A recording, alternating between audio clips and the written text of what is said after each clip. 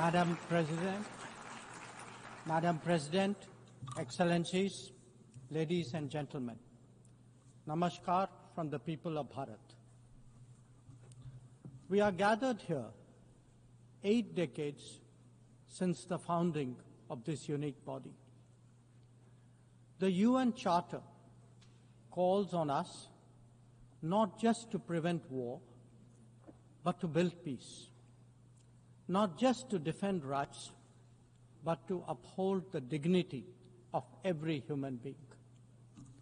It challenges us to stand as good neighbors, uniting our strength so that generations to come inherit a world of justice, of progress, and of lasting freedom.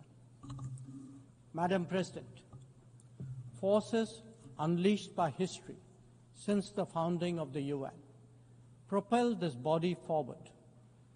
As decolonization advanced, the world began to return to its natural diversity. The membership of the United Nations quadrupled, and the organization's role and remit grew significantly.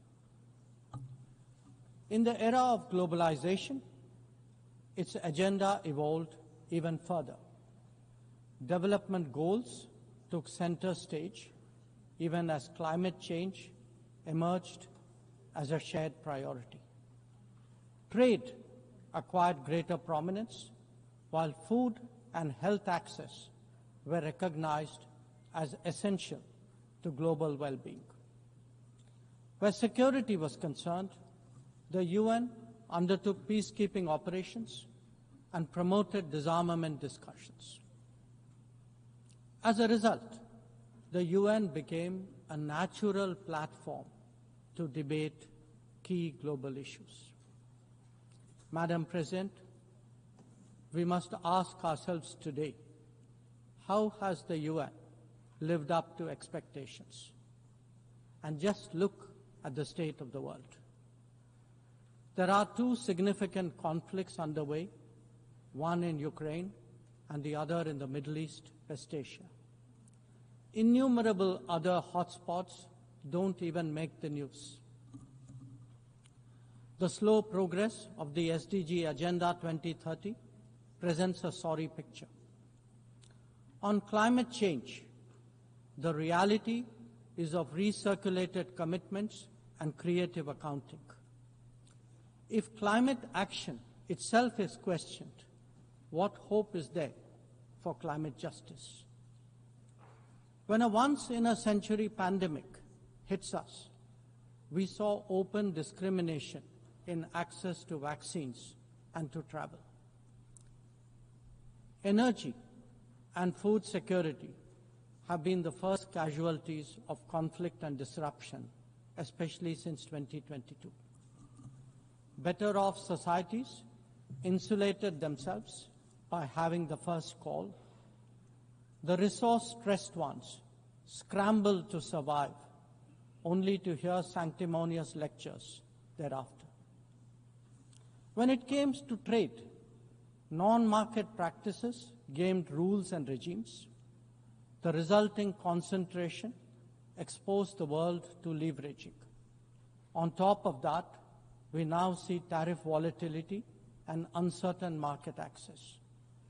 As a result, de-risking is a growing compulsion, whether from limited sources of supply or over-dependence on a particular market. Economic concerns have other dimensions as well. Heightened technology control is one. The grip on supply chains and critical minerals is another. The shaping of connectivity is no less sensitive. Protection of key sea lanes has become a challenge. Restricting the evolution of a global workplace is an issue. Each makes a compelling case for more international cooperation, not less. But are we really headed in that direction? And where has the UN actually made a difference? Madam President, As members of the UN, we meet here as sovereign equals. That is not a formalism, but a recognition of the inherent diversity of our world. Understandably, we have different history, traditions, heritage, and culture. For them to coexist, for them to enrich each other, it is imperative that we foster understanding and respect.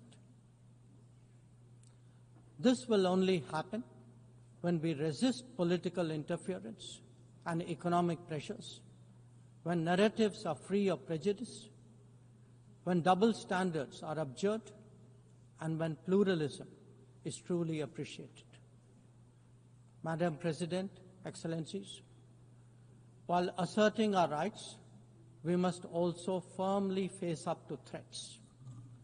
Countering terrorism is a particular priority because it synthesizes bigotry, violence, intolerance, and fear. India has confronted this challenge since independence, having a neighbor that is an epicenter of global terrorism. For decades now, major international terrorist attacks are traced back to that one country. UN's designated lists of terrorists are replete with its nationals. The most recent example of cross-border barbarism was the murder of innocent tourists in Pahalgam in April this year. India exercised its right to defend its people against terrorism and brought its organizers and perpetrators to justice. Because terrorism is a shared threat, Madam President, it is essential that there is much deeper international cooperation. When nations openly declare terrorism a state policy, when terror hubs operate on an industrial scale, when terrorists are publicly glorified, then such actions must be unequivocally condemned. The financing of terrorism must be choked, even as prominent terrorists are sanctioned. Relentless pressure must be applied on the entire terrorism ecosystem. Those who condone nations that sponsor terror will find that it comes back to bite them. Madam President, an objective report card will show that the UN is in a state of crisis. When peace is under threat from conflicts, when development is derailed by lack of resources, when human rights are violated by terrorism, the UN remains gridlocked. As its ability to forge common ground diminishes, belief in multilateralism also recedes. Central to the erosion of the UN's credibility has been resistance to reform.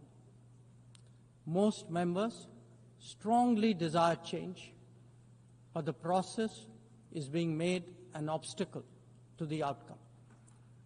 It is imperative that we see through this cynicism and purposefully address the reform agenda. The historical injustice done to Africa should be redressed. Both permanent and non-permanent membership of the Council must be expanded. A reformed Council must be truly representative, and India stands ready to assume greater responsibilities. Madam President, today the predicament of the Global South is especially acute. Bharat, under the leadership of Prime Minister Narendra Modi, believes that it has both a duty to contribute and an obligation to motivate. That is why we have undertaken more than 600 major development projects in 78 countries, as well as innumerable community-based initiatives. They range from large infrastructure to small livelihoods, from capacity building to people's welfare, from concrete assets to education and training. Turbulent times require that we step forward during moments of crisis. India has been forthcoming in that regard, especially in its immediate vicinity. Whether it is finance, food, fertilizer, or fuel, we have responded to the urgent requirements of our neighbors. Madam President, climate events and conflicts have created a demand for HADR assistance. Reflecting our growing capabilities, Bharat has endeavored to be a first responder. Be it essential medicines or relief supplies, the operations of a field hospital or limb fitment camps, these efforts covered 19 nations last year. The people of Afghanistan and those of Myanmar saw India extend its hand during recent earthquakes. Our efforts at ensuring safe commerce, combating piracy, and preventing attacks on shipping in the Northern Arabian Sea also bear mention. And the Indian tradition of UN peacekeeping operations continues in the Democratic Republic of Congo, in Western Sahara, Central African Republic, Golan Heights, Cyprus, Lebanon, Abyei, South Sudan, and Somalia. To put it clearly,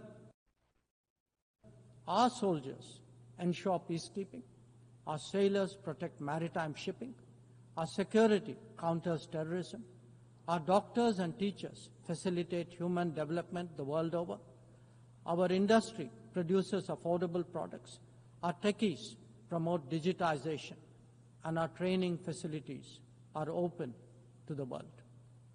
These remain the core of our foreign policy. Madam President, each one of us has the opportunity of contributing to peace and prosperity. In the case of conflicts, especially Ukraine and Gaza, even those not directly involved have felt its impact. Nations who can engage all sides must step up in the search for solutions. India calls for an end to hostilities and will support any initiative that will help restore peace. The last decade in Bharat has also seen transformative changes due to the vision of Prime Minister Modi. Our digital public infrastructure has redefined governance and enabled delivery of public services on an unprecedented scale. Our startup ecosystem, innovation culture, and microfinance are changing the face of society. Our rapidly growing infrastructure facilitates both ease of doing business and ease of living for citizens. India remains committed to sharing its experiences and tools with others on their journey of development. Artificial intelligence as a horizontal and cross-cutting technology has a particular promise for development. India's approach is to harness it responsibly for human welfare. Inclusion and impact will be the watchwords for the summit that India will host in 2026. Madam President, Bharat approaches the contemporary world guided by three key concepts. One, Atmanirbharta, or self-reliance. That means developing our own capabilities, building our own strengths, and nurturing our own talent. We see its results already, be it in manufacturing, in space programs, in pharma production, or in digital applications. Make, innovate, and design in India also benefit the world. Two, Atma Raksha, or securing oneself. We remain determined to protect our people and secure their interests at home and abroad. That means zero tolerance for terrorism, robust defense of our borders, forging partnerships beyond, and assisting our community abroad. And 3, Atma Vishwas, or self-confidence. As the most populous nation, as a civilizational state, as a rapidly growing major economy, we are confident about who we are and what we will be. Bharat will always maintain its freedom of choice and will always be a voice of the Global South. Madam President, these are certainly challenging times for the international community. Many of our assumptions and expectations no longer hold. In such circumstances, it is imperative to stay strong, to hold firm, and to deepen friendships. International cooperation must prevail because islands of prosperity cannot flourish in an ocean of turbulence. A world order requires common purpose, as it does empathy for others. That is where we look to the United Nations. Madam President, every member who can make this world a better place must have the opportunity to do their utmost. And for that to happen, reformed multilateralism is the obvious way. The 9th decade of the UN must be one of leadership and hope. Bharat will do its fair share and more. I thank you.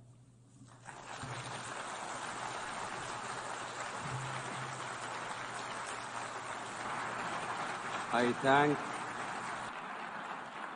thank the Minister for External Affairs of India. والآن أعطي الكلمة. I now give the floor to His Excellency Badr Ahmed Mohammed Abdel Ati, Minister for Foreign Affairs, Immigration and Egyptian Expatriates of Egypt.